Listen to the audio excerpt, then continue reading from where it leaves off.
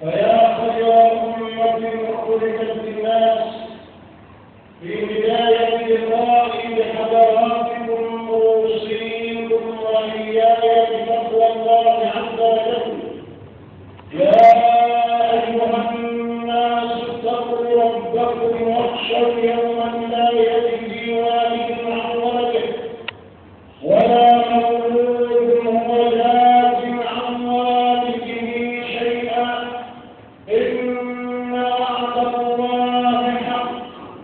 فلا تغرنكم الحياة الدنيا ولا يغرنكم بالله الغرور. إن شاء الله تبارك وتعالى في هذا اللقاء الطيب المبارك نعيش مع صفة عظيمة من الصفات التي جاء الإسلام ورسول الإسلام ليوثقها في نفوسنا جميعا، ألا وهي صفة الشكر. الشكر أيها الإخوة حينما تحدث الله عنه قال في القرآن: فاذكروني أذكركم واشكروا لي ولا تكفروني. وأثنى الله عز وجل على عبده نوح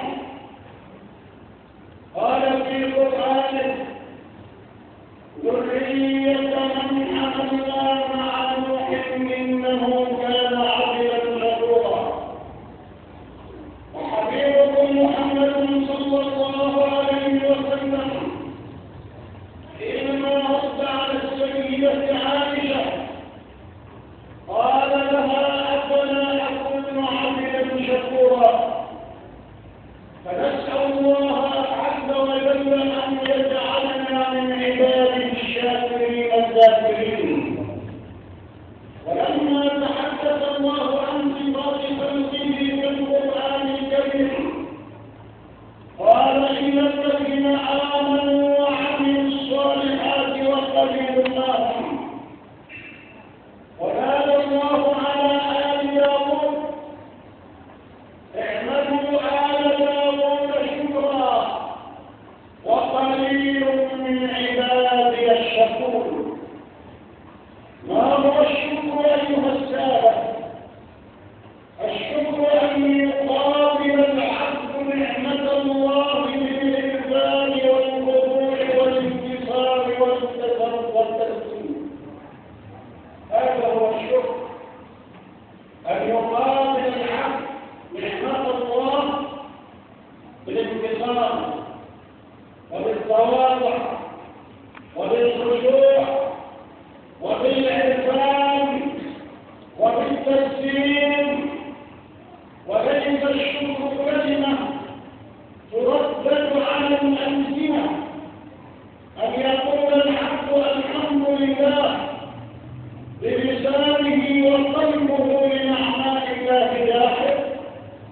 ليس هذا هو الحمد، وليس هذا هو الشكر. فإذا أنعم الله عليك بنعمته، ونعم الله عز وجل كثيرة لا تعد ولا تحصى، وإن تعدوا نعمة الله لا تحصوها، إن الإنسان لظلوم كفار. ولقد سجل القرآن الكريم قصصا عظيما قصه الله علينا في القرآن لكي نأخذ الدرس والعبرة. قص الله عز وجل قصة عبد أعطاه الله مالا كثيرا، وأعطاه الله عز وجل جنتين كما ورد في سورة الكهف: وبينهم مثلا رجلين جعلنا لأحدهما جنتين وحفظناهما بنخل وجعلنا بينهما زرعا كلتا الجنتين آتت أكلها ولم تظلم منه شيئا وقدرنا خلالهما نهرا وكان له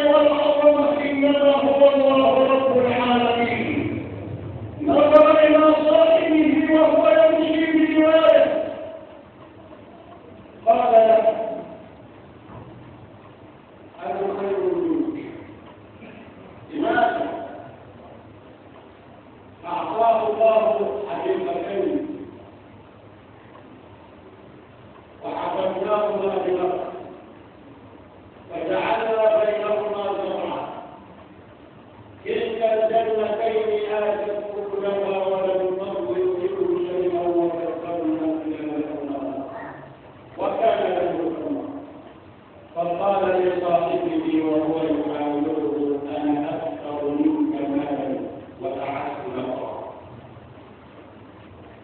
ودخل جنته وهو ظالم بنفسه قال ما أظن أن تزيد هذه أبدا قال ثم غار عن الإنسان كلا إن الإنسان ليطغى أن رآه استغنى إن إلى ربك رجعا فتكبر على صاحبه البقر ولكنه قال يصف القرآن حالا ودخل جنته وهو ظالم بنفسه قال ما أظن أن تزيد هذه أبدا ونسي أن صاحب الملك إنما هو الله رب العالمين والله يقول قل اللهم مالك الملك تؤتي الملك من تشاء وتنزع الملك ممن تشاء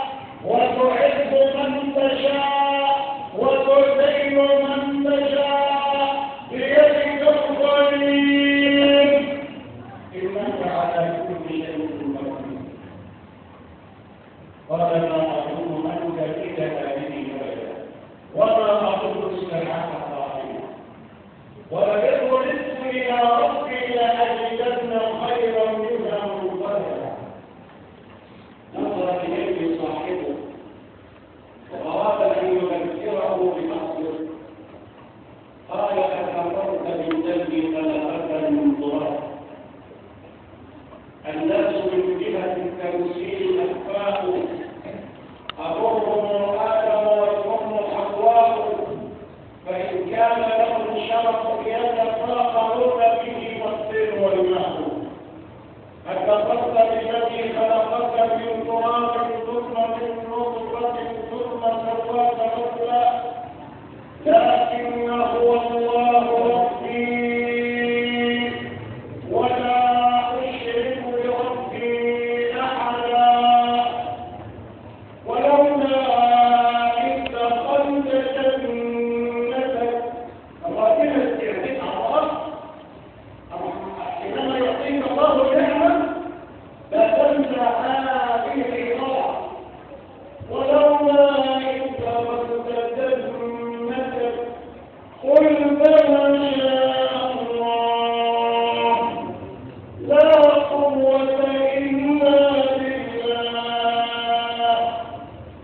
بالله إن أنا أخذت منك مالا وولدا فعسى ربي أن يؤتيني خيرا من جنتك ويرسل عليها حسبانا من السماء فتصبح صعيدا زلقا أو يصبح ماؤها غورا فلن تستطيع له طلبا انظر إلى العاقبة حينما نسي أن صاحب النعمة إنما هو الله رب العالمين وتكبر ونسي الله العاقبة وأحيط بزمنه وأصبح يقلب كفيه على ما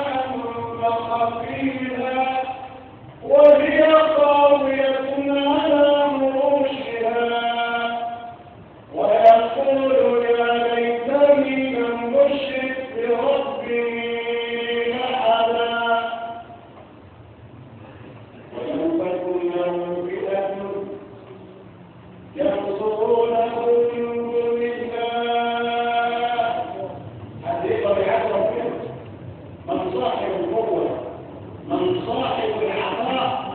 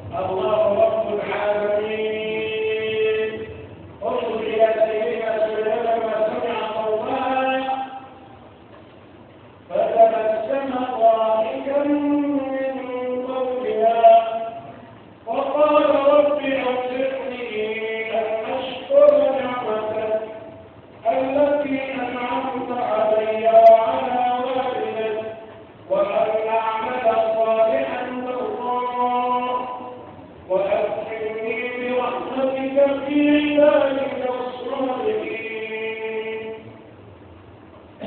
هذا قصص من القرآن. أعوذ بالله من من ضل عن النظر في الناس بصبر انظر فيما حدث الإمام البخاري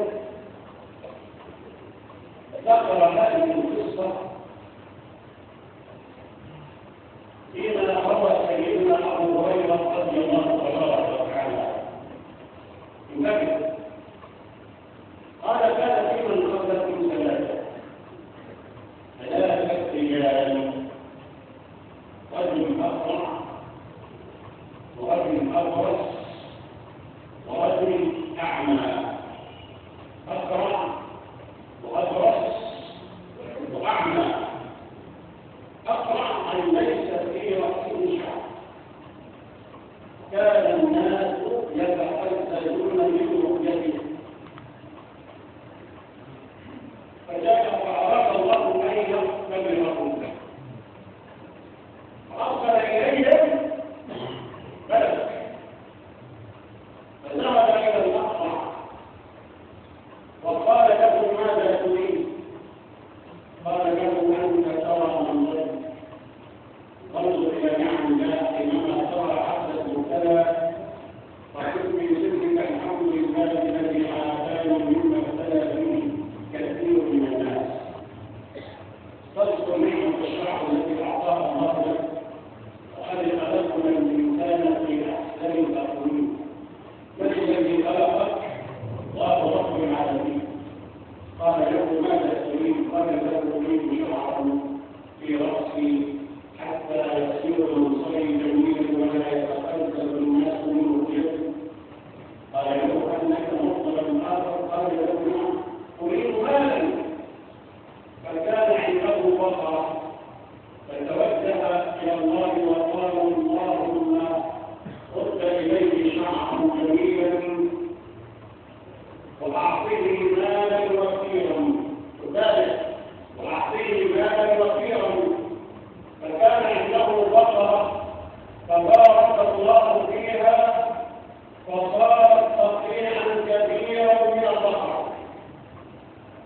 وتوجه الملك إلى الأقرص ونسأل الله أن يعافينا شر الأمراض يا رب العالمين. والبرص والمرض الجلدي ينزل عنه انحباس الدم فيما يسمى بالمبات. فقال له السلام عليك يا عبد الله.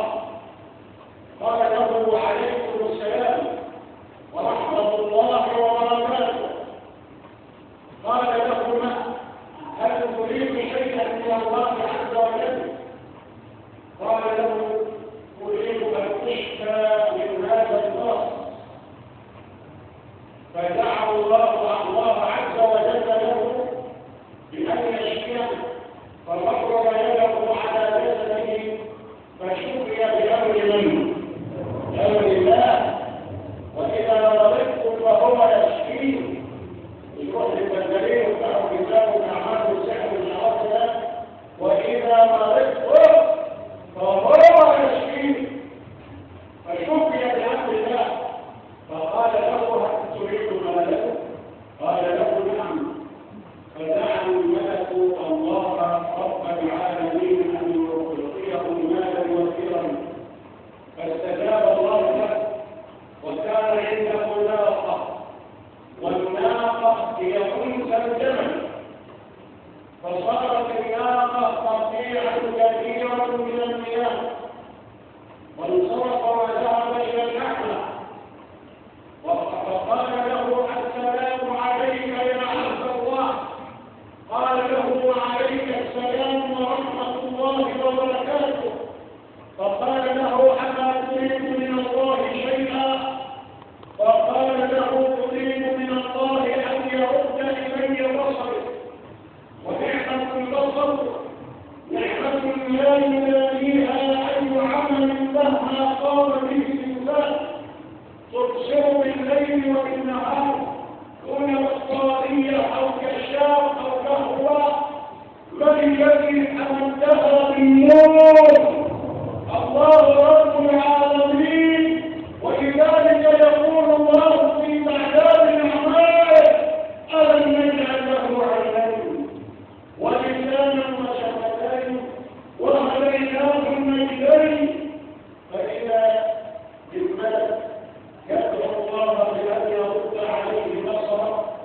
فرد إليه بصره بالحال بأمر من لا يغفل ولا ينام.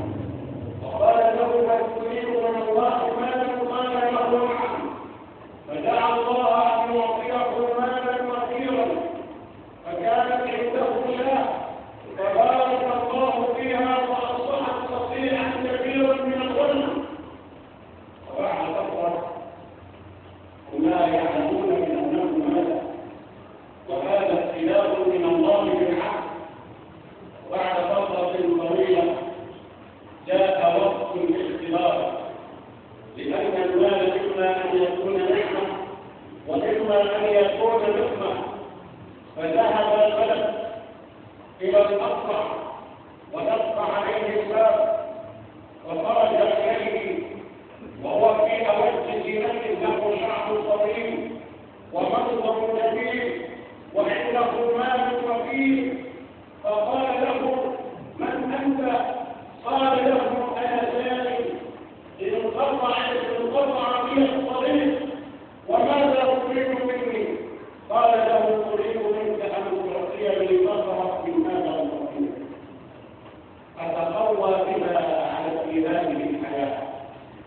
فنظر إليه بذكر وعناد وبخل وغطرسة وغفلة عن ذكر من لا يغفل ولا ينام، وقال له يا رب إن الحقوق علي كثيرة فاذهب فأنا لا أعطيك منك. قال له يا أبي يعقوب ليس المال مالك ولكن المال مال الله. قال له يا رب هذا المال ورزقه كافر عن كافر، ورزقه كافر عن كافر، يعني أنا قليل كذاب.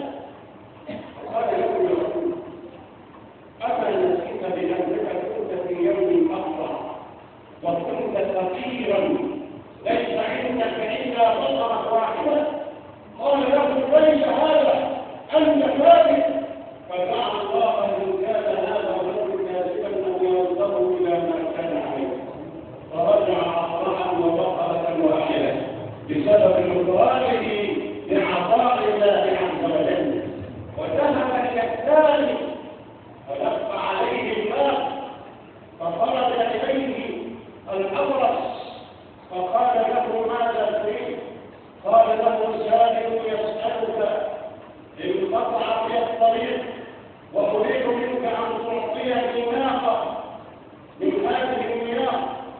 فقال له يا رجل لن أعطيك ناقة فإن الحقوق علي كثيرة وضربت ونهرت. فقال له يا رجل اعطني المال مال الله. قال هذا المال ليس مال الله إنما ورثته كافرا عن كافر. قال له أنا نسيت بأنك كنت في يوم من الأيام أمرك وليس عندك إلا ناقة. قال له لا، هذا المال ورثته كافرا عن كافر. فتوجه الملك إلى الله وقال يا رب رده على ما كان عليه أولا، ورجع أبرصا ولا يملك إلا ناقة واحدة. فذهب إلى المعمل ودق عليه الباب فخرج إليه الأعمى فقال له السلام عليك يا عبد الله.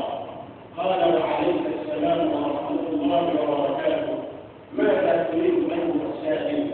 قال أريد منك انقطع بي الطريق وأريد منك أن تعطيني شاة من هذه الشياه. قال له يا رجل اذهب إلى القضية فخذ ما شئت ودع ما شئت، فأنا كنت أعمى فمن الله علي بالبصر، وكنت بصيرا فمن الله علي بهذا التطبيع، وحمد الله وشكر لله أعماله. فقال له أبشر بارك الله لك في صحتك وفي عينيك وفي قطيعك. أيها السادة، البر لا يبلى والذنب لا ينسى والديان لا يموت. افعل ما شئت كما تدين، 'أو كما قال الثاني حبيب محمد